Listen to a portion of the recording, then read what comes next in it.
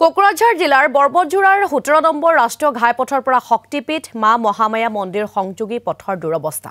ৰাজপথৰ মাজত থকা পুখুৰী সদৃশ গাঁতত এজাক বৰষুণৰ পিছতেই পানীৰে ভৰি ৰাইজৰ সমস্যা দুগুণে বঢ়াইছে। ফলত মন্দিৰলৈ অহা দৰ্শনাৰ্থীৰ লগতে স্কুলীয়া ছাত্ৰ-ছাত্ৰী আৰু প্ৰায় 30খনৰো অধিক গাঁৱৰ ৰাইজে চিকিৎসালয়লৈ যোৱাৰ ক্ষেত্ৰত সমস্যাত পৰিবলগীয়া হৈছে।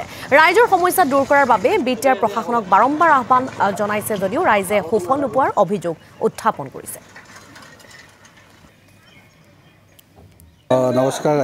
নমস্কাৰ থাকিল। এইটো সঁচাকৈ পৰিতাপৰ বিষয়। এইটো মহামায়া ঐতিহাসিক প্ৰসিদ্ধ মন্দিৰ। মা কামাখ্যা মন্দিৰৰ পিছতে আমাৰ মহামায়া মন্দিৰত আমাৰ অসমৰ এটা ইমান ঐতিহাসিক মন্দিৰ।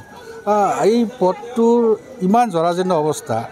আজি ইমান দিনে আমি প্ৰমোদ বড়ো চৰকাৰক প্ৰমোদ বড়ো ডাঙৰীয়াক কৈ আহিছিলোঁ, ইয়াতে SDO চিভিল বাইদেউ আছে, SDO চিভিল বাইদেউ আমাৰ এইখন হোটেলতে অধিকাৰী হোটেল ৰেষ্টুৰেণ্টতে বহি পেলাই আমি কথাখিনি আলোচনা কৰিছোঁ। প্ৰমোদ বড়ো ডাঙৰীয়া আমাক কথাও দিলে যে অতি সোনকালে এইখন ৰাস্তাৰ এটা 2 লাইনযুক্ত ৰাস্তা বনাব। কিন্তু আজি একজাক বৰষুণতে ৰাস্তাটোৰ যি অৱস্থা হয়, এইটো ৰাস্তা না পুখুৰী ধৰিবই নোৱাৰি।